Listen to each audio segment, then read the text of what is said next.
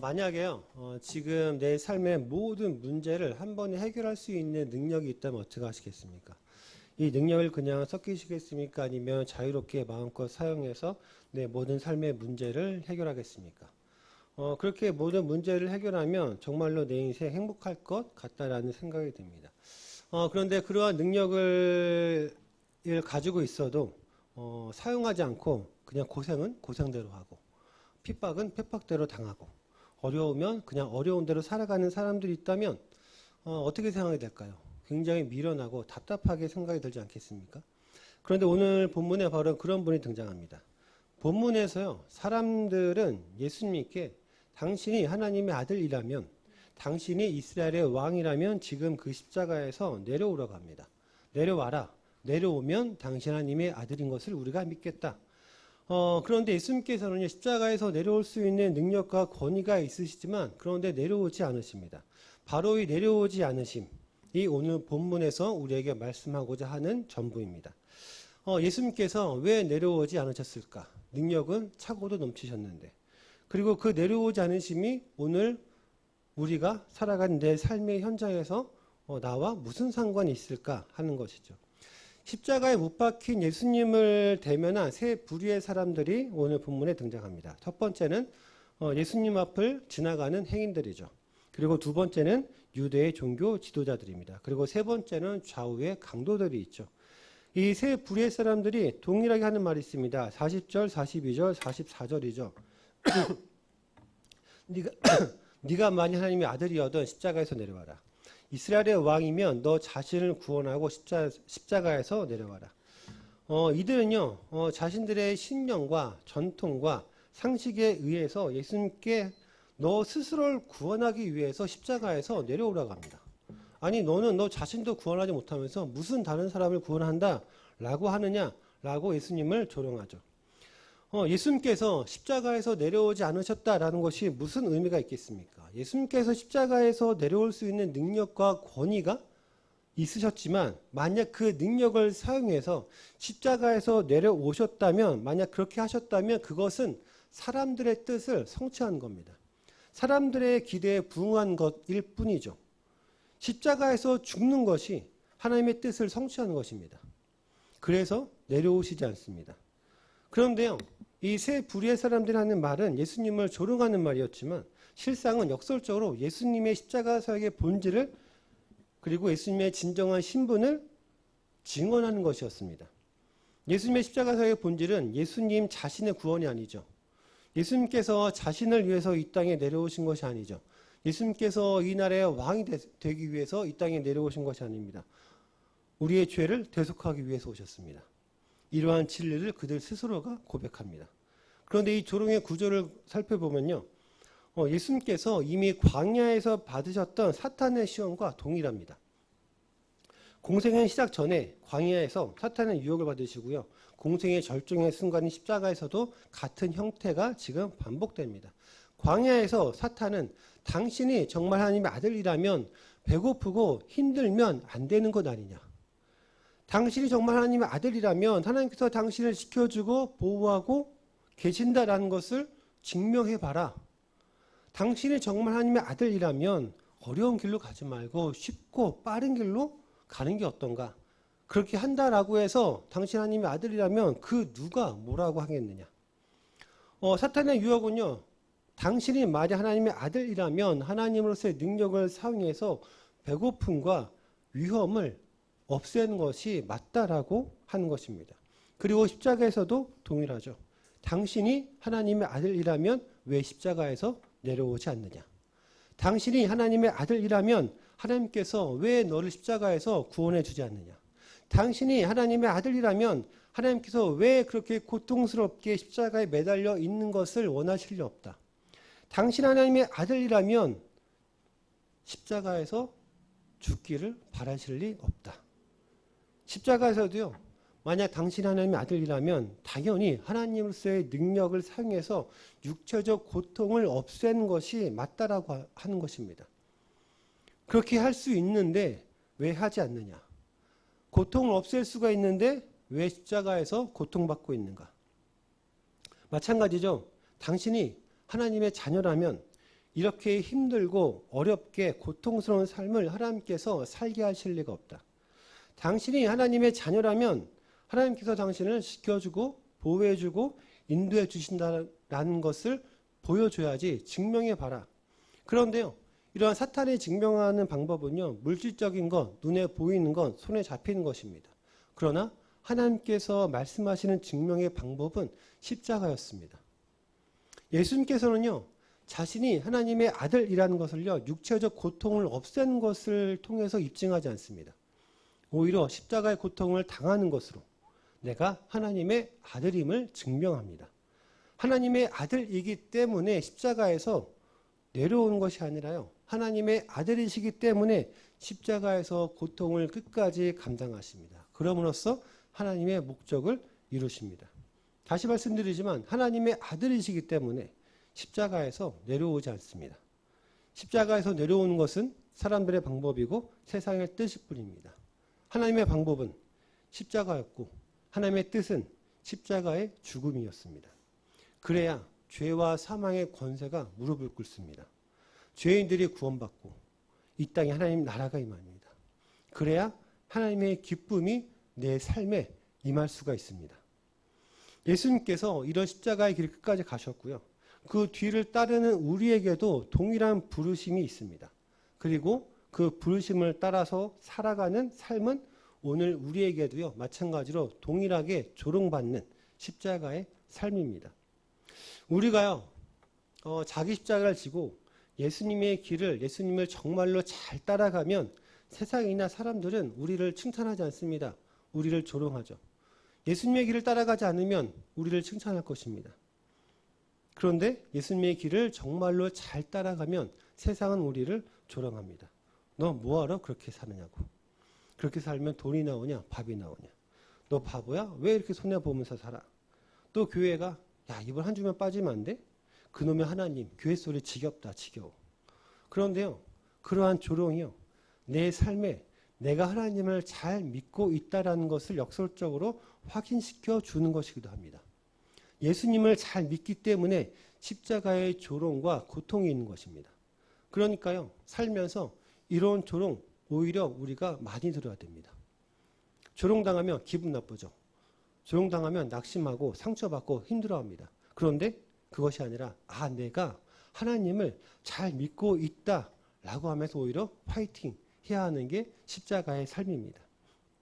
그런데요, 조롱보다 더 근본적인 문제가 있습니다. 바로 우리가 매 순간 무엇을 근거로 선택을 하느냐라는 거죠. 내 선택의 근거가 무엇인가?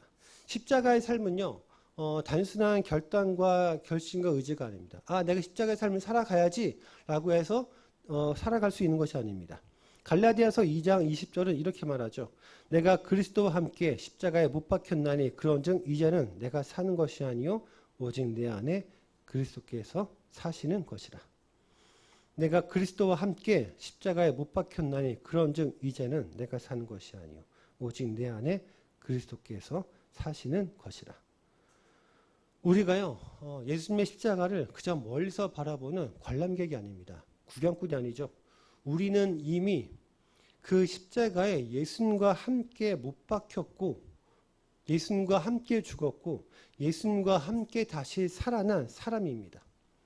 우리가 그리스도와 함께 죽었고 그리스도와 함께 살아난 사람들입니다.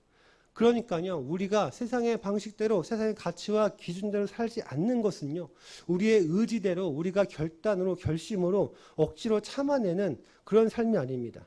우리의 옛 자아가, 그러니까 내 옛 자아가 예수님과 함께 십자가에 죽었기 때문에 그 옛 자아가 원하는 것들이 더 이상 우리를 지배하지 못하는 것입니다. 내 옛 자아가 십자가에서 죽었기 때문에 그것이 나를 지배하지 않는 것입니다. 그것이 나를 다스리지 않는 것입니다. 예수님께서 십자가에서 내려오지 않으셨던 것처럼 우리도 우리의 십자가에서 내려오지 않을 수 있는 이유가 바로 여기에 있습니다. 우리는 이미 예수님과 함께 십자가에 못 박혔기 때문에 그렇습니다. 그래서요, 우리는요, 하나님의 자녀이기 때문에 할 수 있음에도 하지 않습니다. 우리는 이 땅에서요, 무엇이든 선택할 수 있고요, 무엇이든 할 수 있습니다. 오늘 아침에 교회 올 때 선택하셨죠? 교회 올까 말까? 아침부터 어떤 옷을 입을까 선택하시잖아요. 마찬가지입니다. 나를 미워하면 똑같이 더 미워할 수 있는 선택을 할 수 있습니다. 더 싫어하는 선택을 할 수도 있겠죠. 내가 한 대 맞으면 내가 2대, 3대, 4대 때리는 선택을 할 수도 있습니다. 남들보다 더 욕심껏 살 수 있는 선택을 할 수도 있죠. 내 것은 당연히 챙기고 남의 것도 빼앗으면서 살 수 있는 선택을 할 수 있습니다. 나보다 약하기 때문에 짓밟고 약하기 때문에 당하는 것을 당연히 여기는 연약한 이들을 외면하고 나만 아는 인생으로 살아갈 수 있는 선택을 할 수 있습니다. 남들과 똑같이 세상의 쾌락과 즐거움을 즐기면서 살 수 있죠. 세상이 추구하는 쾌락과 편안함을 삶의 최고의 가치로 여기면서 살 수 있습니다. 내 자신이 내 삶의 구원자 노릇을 할 수 있다는 거죠. 또한 우리 자녀들, 교회든 하나님이든 그런 것은 모르겠고 무조건 너 인생 성공해야 돼. 너 무조건 돈 잘 벌어야 돼. 라는 그렇게 가르치고 양육할 수 있는 선택을 할 수도 있습니다. 남들이 하기 싫은 것, 나도 하기 싫어서 나도 안 하면 그만이지 뭐. 그럼 다른 누군가가 하겠지. 그게 나만 아니면 되지 뭐. 남들이 힘들고 어려워하는 건 나도 똑같이 힘들고 어렵기 때문에 나도 안 하면 그만이지. 왜 내가 손해를 봐야 하는가? 그런데요, 이렇게 살면 우리가 정말 행복하게 살 수 있을까 하는 생각이 듭니다. 우리가요, 세상의 가치대로 살아간다는 것, 그것은 결국 나를 내 삶의 중심에 놓는 것입니다. 내가 손해보지 않아야 되고요. 내가 인정받아야 되고, 내가 다른 사람들보다 더 잘 돼야 되고, 내 자녀가 다른 사람의 자녀들보다 더 잘 돼야 되고, 내가 남들보다 더 많이 가져야 하는 인생. 그런데 여기에는요, 한 가지 문제가 있습니다. 나를 중심에 놓는 순간부터요, 비교가 시작됩니다. 내가 잘하고 있는지 못하고 있는지를 알면 다른 사람을 봐야 되겠죠. 저 사람은 나보다 잘 사는가 못 사는가. 내가 저 사람보다 잘 사는가 못 사는가. 저 사람의 자녀는 내 자녀보다 공부를 잘하는가 못하는가. 저 사람은 나보다 인정받는가 인정받지 못하는가. 저 사람은 나보다 더 행복해 보이는가 그렇지 않은가. 저 사람은 나보다 더 많이 가졌는가 적게 가졌는가. 끊임없이 다른 사람과 나를 비교하게 됩니다. 그런데요, 세상에는 나보다 잘난 사람들이 참 많잖아요. 그렇지 않나요? 나보다 많이 가진 사람도 많습니다. 나보다 잘생긴 사람도 많고요. 나보다 성공한 사람도 많고 나보다 인정받는 사람도 내 주변에는 너무나도 많습니다. 그래서 세상의 가치를 따라가다 보면 만족이라는 게 없습니다. 더 가지면 행복할 것 같았는데 더 많이 가진 사람이 보이고, 더 높아지면 행복할 것 같았는데 더 높은 사람이 보입니다. 그래서 결국 우리 마음에 찾아오는 것은 불만족이죠. 내 삶에 대한 불만족, 내 삶에 대한 불평.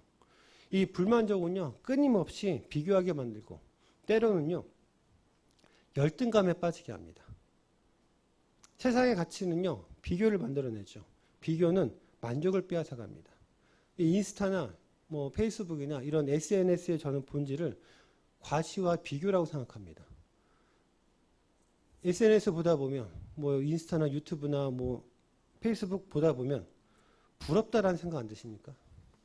아, 이 사람은 이게 부럽고, 저 사람은 저게 부럽고, 나는 이게 없는데, 저 사람은 이게 없는데, 아, 저 사람 이렇게 사니까 너무나 부럽다. 그러면 내 삶에 만족이 생기겠습니까? 이 비교와 불만족을 통해서 우리 삶에서 감사와 만족을 빼앗아 갑니다.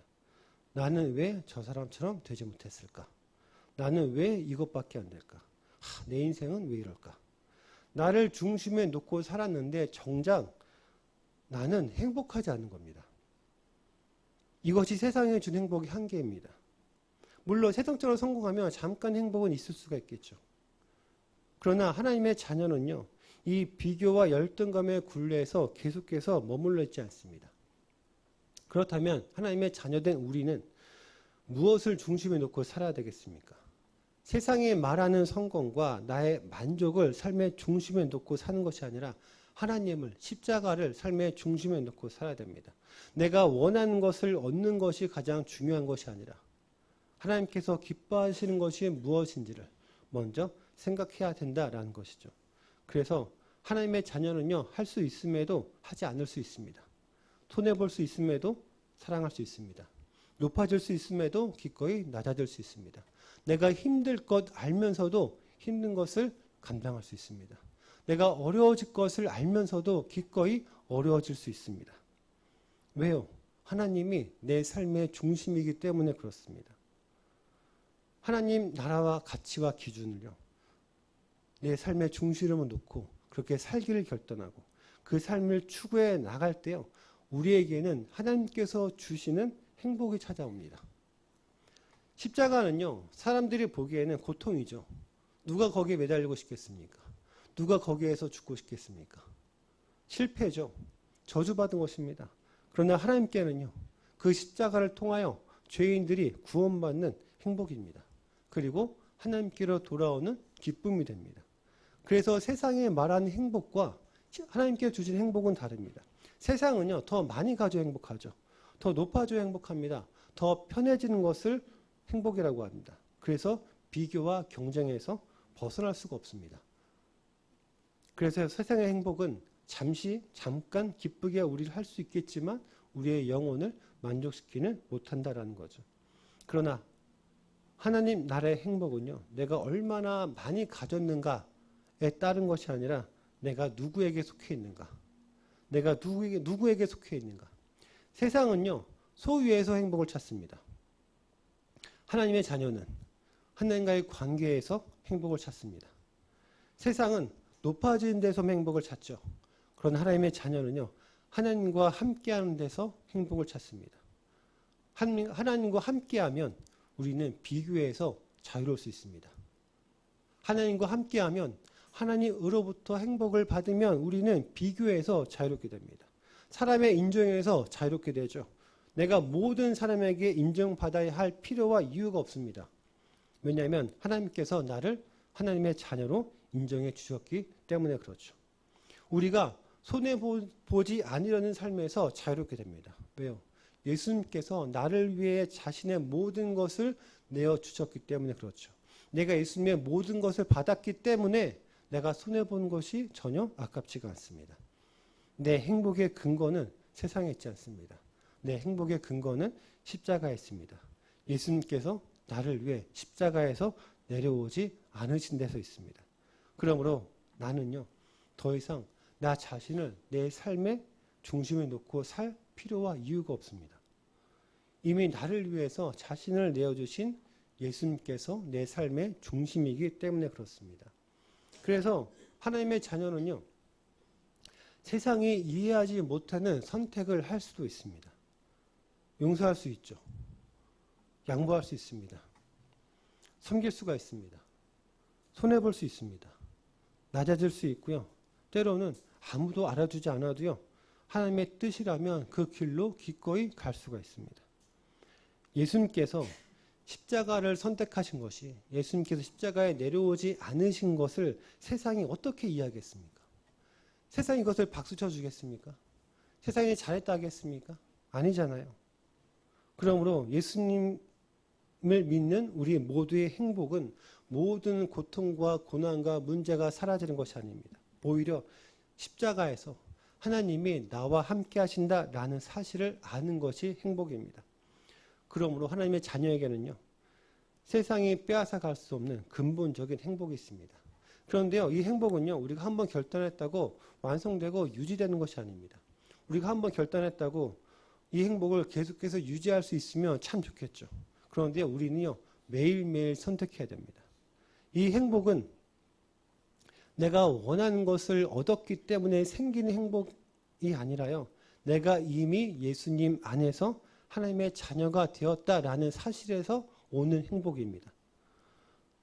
그래서 세상의 가치와 하나님의 가치 가운데 무엇을 선택할지, 사람의 인정과 하나님의 인정 중에 무엇을 더 중요하게 여길 것인지, 편안한 길과 십자가의 길 가운데 어느 것을 선택할지 우리는 매일매일 선택해야 됩니다. 그런데요, 어떻게 매일 이런 선택을 우리가 할 수 있을까? 어떻게 매일매일 이런 올바른 선택을 할 수 있을까? 이미 나를 내어주신 예수님께서 내 삶의 중심이기 때문에 그렇습니다. 예수님께서 내 삶의 중심이기 때문에 우리가 매일매일 하나님의 길을 갈 수 있는 선택할 수 있다는 거죠. 그러니까 이 행복은요, 우리 한 번의 결단으로 끝나는 것이 아닙니다. 매일의 삶에서 매일매일 선택해야 됩니다. 오늘도요. 세상의 가치와 하나님의 가치 가운데 무엇을 선택하실지 선택해야 될 것입니다. 내일도 마찬가지겠죠. 사람의 인정과 하나님의 인정 가운데 누구의 인정을 받고자 선택을 할 것인지, 편안한 길과 십자가의 길 가운데 어느 길을 선택할 것인지 내일도 내일 모레도 선택해야 될 것입니다. 그리고 이 선택이요. 예수님의 십자가가 오늘 내 삶에서 실제로 임한다라는 실체가 될 수 있습니다. 실제가 될 수 있죠. 하나님께서요. 나를 사랑하신다는 것을 우리가 어디에서 가장 분명하게 우리가 느낄 수가 있을까요? 바로 십자가입니다. 예수님의 십자가는요. 하나님께서 나를 얼마나 사랑하시는지를 가장 분명하게 보여주는 사건입니다. 그래서 예수님의 십자가가 오늘 내 삶에서 실제가 될 수 있습니다. 이 말은요. 십자가의 사건이 반복돼야 한다는 뜻이 아닙니다. 이미 완성된 십자가의 은혜가 오늘 우리의 삶을 실제로 변화시켜야 된다는 거죠. 이미 완성된 십자가의 은혜가 오늘을 살아가는 내 생각과 내 마음에, 내 행동에, 내 선택에 실제로 변화를 줘야 된다는 말입니다. 예수님의 십자가는요. 2000년 전에 저 유대 땅에서 일어났던 역사적 사건입니다. 그 역사적 사건이, 그 과거의 사건으로만 남지 않고 오늘 나의 삶을 변화시키지 못한다면 우리는 그냥 글로써 십자가를 읽는 것뿐입니다. 예수님의 십자가 사건이요. 과거의 사건으로만 그치지 않고 오늘 나의 삶을 변화시킬 때 내 삶에서 일어나는 일이 될 수 있습니다. 삶에서 결단하지 않으면요. 하나님의 자녀답게 살기로 결단하지 않으면 예수님의 십자가는요. 언제까지나 글로써 그냥 읽는 십자가일 뿐입니다. 아무런 의미가 없고요. 실제로 내 삶에서 아무런 힘과 능력이 없습니다. 아무 일도 실제가 되지 못합니다. 그렇다면 십자가가 내 삶에서 실제가 되었을 때 나타나는 것, 왜 내 삶에서 예수님의 십자가가 실제가 되어야 되는가? 우리 삶에서 무엇을 해결해 주는가? 바로 우리의 죄의 수치를 해결해 줄 수가 있습니다. 하나님의 아들 예수 그리스도께서 모든 죄인들의 수치를 가르쳐주셨고 그리고 회복시켜 주셨습니다. 이 죄의 수치는요. 인간 스스로 가릴 수가 없습니다. 우리 창세기에서 보면 아담과 하와가 하나님께 불순종함으로 죄가 들어왔죠. 그리고 아담과 하와는요. 하나님을 피해 숨었습니다. 스스로 만든 나뭇잎으로 만든 옷으로 죄의 수치를 가리려고 했지만 그러나 가릴 수가 없었죠. 그래서 하나님께서 친히 가죽옷을 지어 입히셨습니다. 하나님께서 죄의 수치를 직접 가려주셨다라는 거죠. 이 예수님의 수치가 이 땅의 죄인들의 수치를 가려주셨던 하나님의 은혜입니다. 그 현장이 십자가고요. 그런데 그 은혜가 완성되려면 예수님께서는 십자가에서 내려오시면 안 되었습니다. 하나님께서 십자가에서 예수님을 구원하신다면 사람들에게 예수님의 정체가 입증될 수는 있었을 것입니다. 그러면 죄인들이 구원받을 수가 없습니다. 그래서 하나님께서는 그 원수들의 손에서 아들을 구원하지 않습니다. 온 세상으로부터 조롱을 당하지만 그 어떤 도움도 없이 홀로 십자가를 감당하게 하십니다. 이 원수들은요. 이러한 예수님을 보면서 하나님께서 당신과 함께하지 않는다라고 확신합니다. 하나님께서 계시지 않는 것처럼 말하지만 그렇지만 예수님은 끝까지 하나님을 신뢰하며 하나님께 순종합니다. 이유는요. 예수님께서는요. 하나님께서 끝까지 자신과 함께할 것을 믿었기 때문에 그렇습니다. 자신의 십자가는 하나님의 뜻을 성취하는 하나님의 구원 계획의 완성이라는 것을 아셨기 때문에 그렇죠. 우리 삶의 형편을 보면 때로는 하나님께서 함께하지 않는 것처럼 보일 때가 있습니다. 하나님이 보이지 않을 때가 있죠. 사람들도 그렇게 말할 때가 있습니다. 그러면 나도 그렇게 믿어질 때가 있습니다. 아, 하나님은 나와 함께하지 않는가? 하나님은 나에게 은혜를 주시지 않는가? 그러나 하나님께서는요. 예수 그리스도와 함께 하셨던 것처럼 단 한순간도 하나님 자녀들의 곁을 떠나지 않으셨다라고 말씀하십니다. 내 인생의 가장 어두운 순간에도 여기가 내 인생의 밑바닥이라고 여겨지는 그 순간에도 그것이요. 하나님께서 나와 함께하지 않는다라는 증거가 될 수는 없습니다. 예수님의 십자가는 하나님의 부재가 아니라 오히려 하나님께서 함께 하셨다라는 강력한 증거이기 때문에 그렇습니다. 자기 십자가를 지고 예수님을 따라가는 사람들도 하나님의 부재처럼 느껴지는 그 수치와 모욕의 순간에도 하나님의 끝까지 신뢰하며 순종하기를 주님의 이름으로 축원드립니다. 그러므로 자기 십자가를 지고 나를 따라라. 십자가는 수치와 모욕의 길이고 실패의 길로 보입니다. 그렇지만 역설적으로 승리의 길이고 은혜의 길이고 복된 길입니다. 우리가 이 땅을 살아갈 때 희롱받을 때가 있죠. 조롱을 당할 때가 있습니다.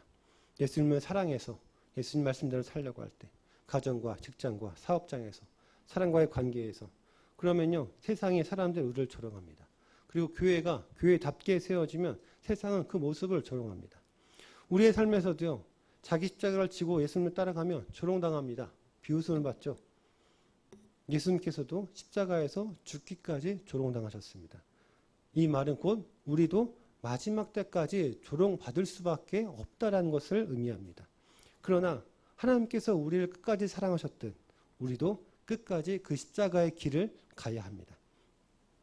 중간에 나는 못 견디겠어. 야 나는 못 가겠다 라고 다른 길로 빠지시면 안 됩니다. 예수님의 십자가의 길을 끝까지 가야 합니다. 이 길을 가다 보면요 십자가의 영광을 누릴 수가 있습니다. 십자가의 은혜를 누릴 수가 있습니다. 하나님의 기쁨을 누릴 수가 있습니다. 그런데 그 모습이 세상에서는 역설적으로 조롱당하는 모습으로 보일 수도 있을 것입니다. 낮은 자리에서 세상에 조롱하고 핍박하고 희롱당하고 이 길이 예수님처럼 하나님의 뜻을 성취하는 길이구나. 하나님의 은혜의 길이구나. 진정한 영광의 길이라는 것을 우리가 깨닫게 됩니다.